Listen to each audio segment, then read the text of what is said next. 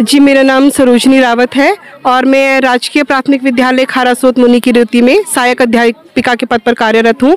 और ये हमारी प्रिंसिपल मैम है, विजय लक्ष्मी सेमवाल है। और आज जो इस इवेंट में हम लोगों को थीम दी गई थी कि हम एक ऐसी रंगोली बनाएं जो कि थीम बेस्ड हो, यानी कि बैलेंस डाइट पे, संतुलित आहार पे। और एक मैसेज भी देना था बच्चों को कि बच्चों को पता होना चाहिए कि हमारे जो भी हम खाना खा रहे होते हैं उनसे हमें क्या क्या तत्व मिलते हैं, और वो तत्व हमारे शरीर के हर बॉडी पार्ट को कवर करते हैं। यानी कोई दांत के लिए होता है, कोई हमारी हमें एनर्जी देता है, कोई हमारे शरीर की वृद्धि करता है।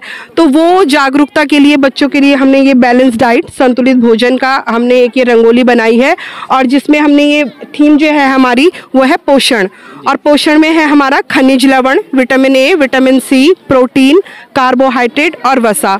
तो बच्चों को हर एक जो चीज़ है ये हमने तत्व लिए हैं उनके बारे में। जैसे विटामिन सी के बारे में हमने बच्चों को बताया कि बेटा अगर आपके मसूड़ों में खून आता है, मुंह से बदबू आती है, दांत झड़ते हैं, तो यानी कि आप टमाटर, आंवला, ये इनकी कमी है आपके अंदर। वही हमने कहा कि अगर आपको आँखों में दिक्कत होती है, जैसे आँखों से पानी निकलता है, आपकी नज़र कमज़ोर होती है, तो बच्चों आप लोग अगर गाजर, केला, अंडा, मशरूम, बीन्स, गाजर ये सब खाएंगे तो आपको कभी भी चश्मा लगाने की ज़रूरत नहीं पड़ेगी। उसी प्रकार हमने जैसे कि हमारे प्रोटीन जो हमारे शरीर को ऊर्जा देता है, तो ऊर्जा में हमने दालें, बच्चों को बताया कि आपको खेलने के लिए, भागने के लिए, हर चीज़ के लिए एनर्जी चाहिए होती है। तो अगर आप दाल नहीं खाओगे तो बेटा आप बहुत जल्दी थक जाओगे। तो इस तरीके से हमने खाने को भी इंक्लूड किया है, और बच्चों की जो day to day life activity है जो उससे इफेक्ट होती है उसको कोरिलेट करते हुए बच्चों के अंदर एक जागरूकता भरी है कि बेटा ऐसे बच्चे करते हैं ना कि हम ये नहीं खाएंगे, वो नहीं खाएंगे। तो इससे बच्चों के अंदर एक मैसेज आएगा कि हमें हर चीज़ खानी चाहिए, क्योंकि हर चीज़ हमारे शरीर के लिए ज़रूरी है। तो मैडम, आप लोगों ने रंगोली के माध्यम से बच्चों को उनके पोषण के बारे में समझा दिया और शरीर को किन किन चीज़ों की ज़रूरत होती है उसके बारे में समझाने का प्रयास किया। ये सिर्फ क्या हम लोग स्कूलों में भी ये कार्यक्रम करते हैं, या कि जब कहीं बाहर पर हमारा कोई कार्यक्रम हो या प्रोजेक्ट हो तभी हम इसको पेश करते हैं? नहीं सर, जब हम जैसे हमारे पास एनवायरनमेंट साइंस का होता है, पर्यावरण विज्ञान का, तो उसमें हमारी यही सब चीज़ें सर कि हमारे एनवायरनमेंट में आपको क्या मिलता है, क्या हमारे लिए ज़रूरी है, हमारे जो ये ग्रेन्स होते हैं, ये सारा हमारा वो सब्जेक्ट जो है हमारे आसपास वो उसको इंक्लूड करता है। तो हम विद्यालय में भी हमारी शनिवार को जैसे होती है एक एक्टिविटीज़ होती है, उस दिन हमारा नो बैग डे होता है, तो उस दिन हम ये सारी चीज़ें जो हमारी एक्टिविटीज़ होती है, रंगोली या थीम बेस है,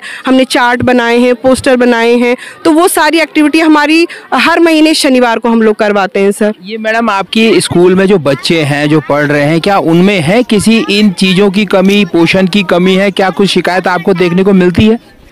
जी देखिए, हमारे पास तो जैसे मध्यम वर्ग, हम बहुत गरीब तबके के बच्चे आते, तो अगर हम ये कहें कि हम डेली आप अंडा खाइए, डेली आप अनार खाएं, तो ऐसा तो नहीं है, ऐसा तो पॉसिबल नहीं है उनके लिए। लेकिन हाँ, हम उन्हें उनके अंदर ये कहते हैं कि जो उनके पास आसानी से, जैसे आसपास जैसे आंवले आएंगे तो ये बच्चे अपने घर के पास से लेके आए हैं तोड़ के, और जैसे आपका मक्का है, मक्का भी वो लोग घर से लेके आए। तो जो चीज़ें उनके घर में अवेलेबल थे, तो हमने ये अंदाज़ा लगाया कि ये चीज़ें तो उनके पास मतलब उनके शरीर के अंदर जा ही रही होंगी। बाकी हम उनका सब्स्टिट्यूट बता देते हैं कि अगर आपको अवेलेबल नहीं है, जैसे अनार है, जैसे कार्बोहाइड्रेट है वो अनार में भी है, मक्का में भी है, तो अगर आपको अनार नहीं मिलता बेटा तो आप मक्का खाइए मक्का के सीजन में। हाँ जी, तो ये अवेयरनेस हम बच्चे के अंदर डालते हैं। ये इस तरीके का कार्यक्रम यहाँ मुनिकीरेती में देखने को मिल रहा है, और बच्चों को रंगोली के माध्यम से उनके शरीर में मिलने वाले पोषण या ज़रूरत के हिसाब से जो पोषण है उसके लिए बताया गया है कि अगर आपके पास विकल्प भी हैं, अगर आप उतने सक्षम नहीं हैं ये लेने के लिए, अनार लेने के लिए, तो आपके पास मक्का है और दूसरी चीज़ें भी हैं, आलू भी हैं। और अगर आपका विटामिन सी में जो है टमाटर नहीं है तो आप आंवला ले सकते हैं, संतरा नहीं है तो आप आंवला ले सकते हैं। इस तरीके की चीज़ें आज बहुत बढ़िया प्रेरक विषय जो है मुनिकीरेती में देखने को मिला है। वहीं हम बच्चों से भी पूछेंगे। हाँ बच्चे, आप लोग क्या कहेंगे, क्या मिला है आज शिक्षा से आपको? जी, हमने सीखा है कि हमें ये सब्जी रोज खानी चाहिए, और हमें कभी भी ऐसा नहीं कहना चाहिए कि ये नहीं खाएंगे, ये नहीं खाएंगे। तो ये हमने लेकिन बच्चा आज के महंगाई के ज़माने में कैसे खाएं अंडा, कैसे खाएं अनार? अंडे के बदले क्या खा सकते हैं? जी, अंडे के बदले हम ये खा सकते हैं, प्याज की सब्जी खा सकते हैं। बहुत सुंदर। आप क्या कहेंगे बच्चा, क्या सीखे आप?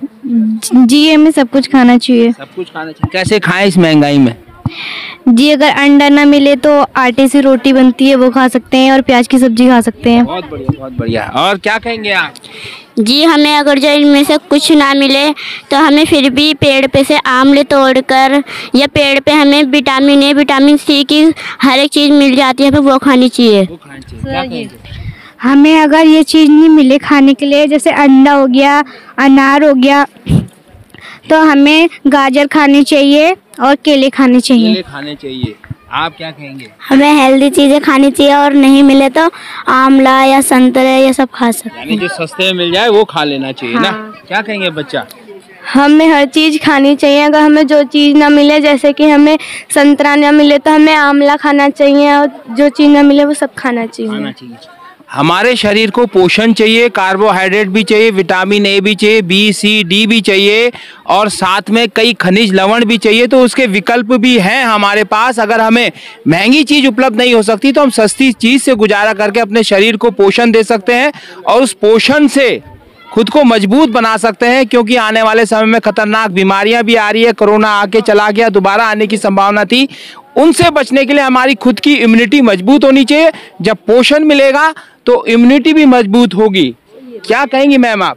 जी बिल्कुल सही। हम यही संदेश था हमारा भी देना, क्योंकि आने वाला टाइम इतना पॉल्यूशन हो गया है, इतनी प्रकार की बीमारियां, जिससे हम कोरोना से हम निकले हैं। तो अगर बच्चों के अंदर खाने के प्रति हम अवेयरनेस डालेंगे तो उनकी जो बॉडी में है काफ़ी ये रहेगा कि उनकी बॉडी सक्षम रहेगी हर प्रकार के रोगों को झेलने के लिए।